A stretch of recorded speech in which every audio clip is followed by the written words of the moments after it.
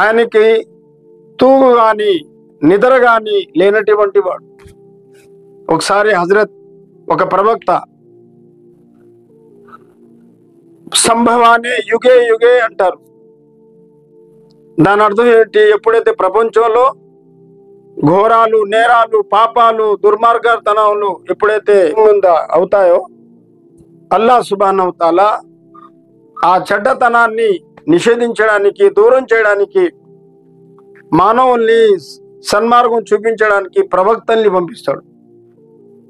ఒక రివాయత్లో 2 లక్షల ప్రవక్తలు, ఒక రివాయత్లో 1,24,000 ప్రవక్తలు.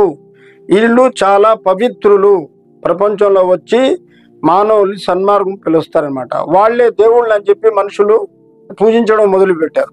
అంటే వాళ్ళు మనుషుల్లాగా కాదు, మనుషులే, మనుషుల్లోనే ఉంటారు, కానీ వాళ్ళ హృదయాలు, వాళ్ళ పద్ధతులు ఏరేగా ఉంటాయి.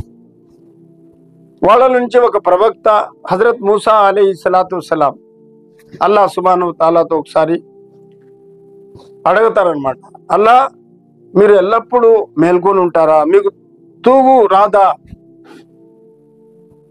అల్లాహ్ సుబ్హానహు వ తఆలా అర్థం చేసుకోవాలని చెప్పి ఏం చేశాడంటే, నువ్వు ఏదైనా తాగే వస్తువు, చెంబు కానీ లోటా కానీ ఏదో ఒకటి ఒక వస్తువుని దాంట్లో నీళ్లు యా పాలు వాటిని వేసుకొని పట్టుకొని నిలబడండి అన్నాడు.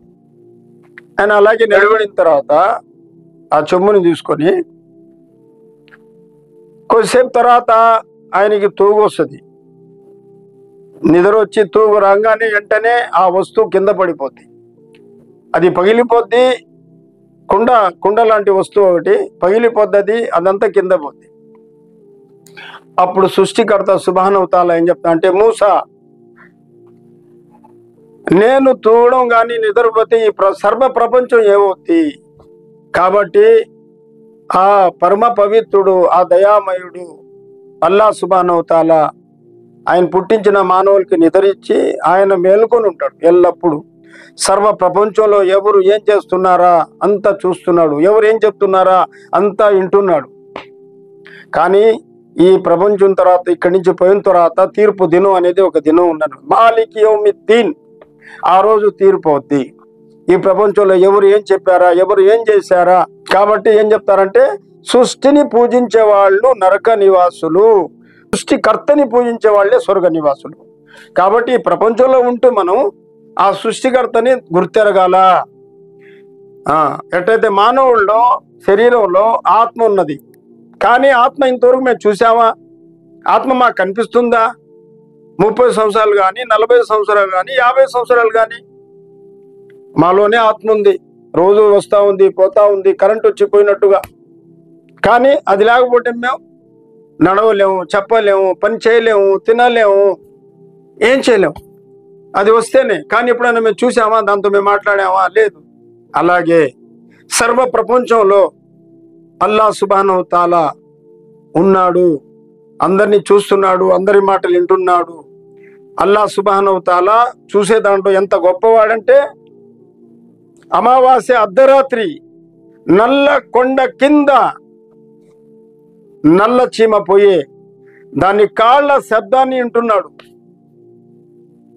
వినడంలో, చూడడంలో అమావాస్య అర్ధరాత్రి నల్ల కొండ కింద నల్ల చీమ పోయే దాన్ని చూస్తున్నాడు. చూడడంలో గల అంత గొప్పవాడు, వినడంలో కూడా అంత గొప్పవాడు.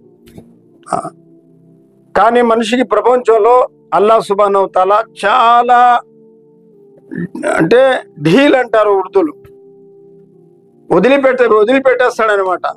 ఈడేమనుకుంటా అంటే, నేను ఏం చేస్తున్నా ఎవరు అడగడం లేదు, ఏం కావడం లేదు, అసలు పుట్టించినాడు ఎవరు లేరు, దేవుడు లేడు, ఏం లేదని చెప్పి ఎన్ని లెక్క చేయకుండా బతుకుతున్నాడు. కానీ ఉన్నాడు అనమాట. ఆయన మాకు కనిపించాలంటే మేము ప్రయత్నించాలా, కష్టపడాలా, మేము దాని గురించి కృషి చేయాలా, అప్పుడే ఆయన మాకు కనిపిస్తాడు. కాబట్టి ఖురాన్లో అల్లాహ్ తాలా ఏం చెప్పాడంటే, ఓ మానవుడా, నువ్వు నన్ను చూడాలనుకుంటున్నావు, నన్ను గుర్తెరగాలనుకుంటున్నావు, నీలో నువ్వు చూసుకో, నేను నీకు అర్థమైపోతాను. నీ కాళ్ళు గోర్లు కానించి తల వెంటికి వరకు ఎంత నీకు అందంగా, ఎంత రూపంగా నీకు నేను తయారు చేశాను. కాబట్టి మేము అల్లాహ్ని గుర్తెరగాల, అల్లాహ్ గురించి తెలుసుకోవాలా. ప్రపంచంలో మనుషులు వస్తువుల గురించి తెలుసుకుంటున్నారు, కానీ వస్తువుల్ని పుట్టించిన ఆయన, సర్వాన్ని పుట్టించిన ఆయన, రాత్రి నుంచి పొగులు, పొగుల నుంచి రాత్రి వంటి శక్తి సామర్థ్యం గలవాడు అల్లాహ్ సుబ్హానహు వ తఆలా. అల్లాహ్ తాలా మమ్మల్ని అందరినీ అల్లాహ్ని గుర్తెరిగి, అల్లాహ్ని అర్థం చేసుకొని, అల్లాహ్ని జ్ఞానించే, అల్లాహ్ని పూజించే భాగ్యాన్ని అల్లాహ్ మాకు ప్రసాదించుగా.